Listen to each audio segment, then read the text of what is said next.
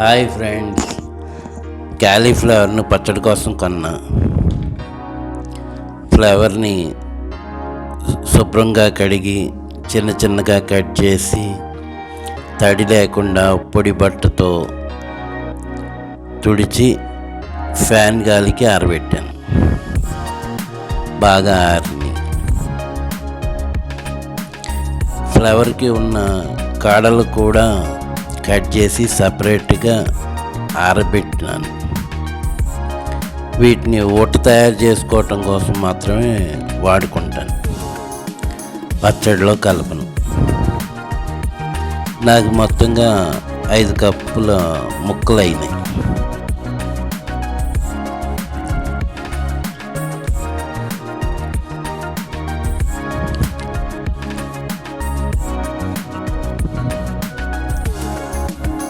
మేము ఏ పచ్చడిలో అయినా కొలతలు 5 ముక్కలకి 1 చొప్పున ఉప్పు కారం వేస్తాము. అలా మాకు 5 కప్పులు అయినాయి. 1 కప్పు ఉప్పు, 1 కప్పు పసుపు వేసి కలిపి 3 రోజులు ఊరబెట్టాను.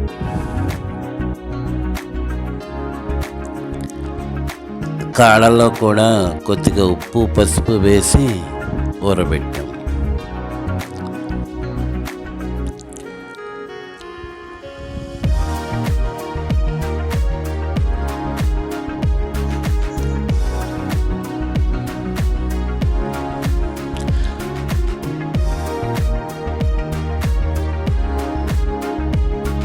మూడో రోజు మొక్కలు తీసి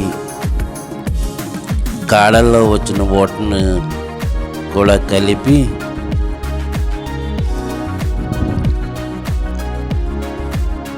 ఒక కప్పు చింతపండు వేసి 1 రోజు నానబెట్టి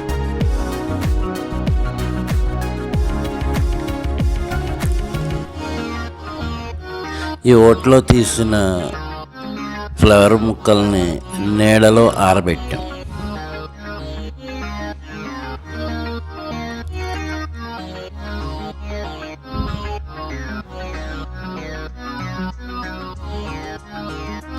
ఒక రోజంతా చింతపండు నాని బాగా మెత్తగా అయింది.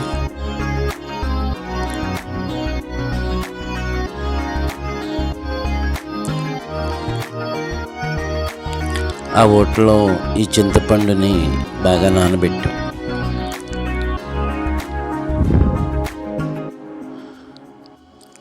ఒక కప్పుకి కొంచెం తక్కువగా కారం, 1/2 కప్పు ఆవాలు,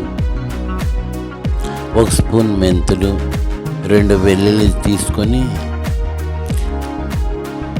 మిక్సీ పట్టి, చింతపండు గుజ్జు కూడా మిక్సీ పట్టి, కారం, ఆవాలు, మెంతిపిండి మొత్తం కలిపి, వెల్లుల్లిని కచ్చాపచ్చగా దంచి కలిపి, అన్నీ కలిసిన తర్వాత కలిపి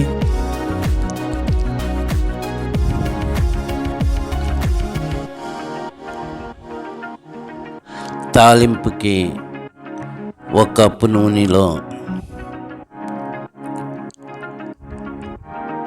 4 ఎండుమిర్చి,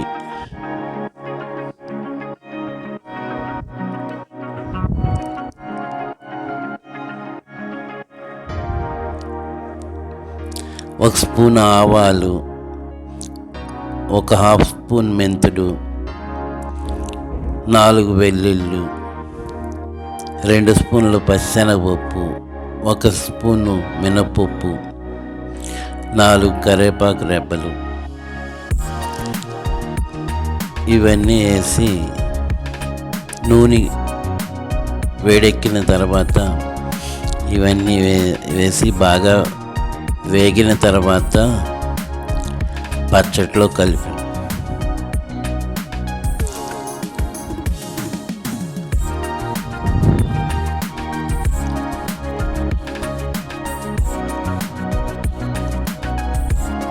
ఇలా తాలింపు పెట్టుకున్న పచ్చడి 2-3 నెలల వరకు చెడిపోకుండా చాలా బాగుంటుంది. కరివేపాకు కూడా కొంచెం 4-5 రెబ్బలు వేసుకుంటే చక్కటి సువాసనలతో చాలా బాగుంటుంది.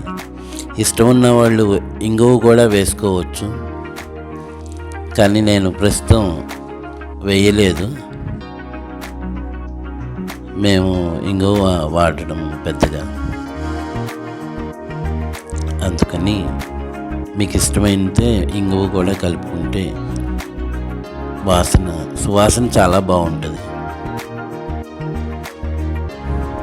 మేమైతే ఈ పద్ధతిలో క్యాలీఫ్లవర్ పచ్చడి పట్టాం.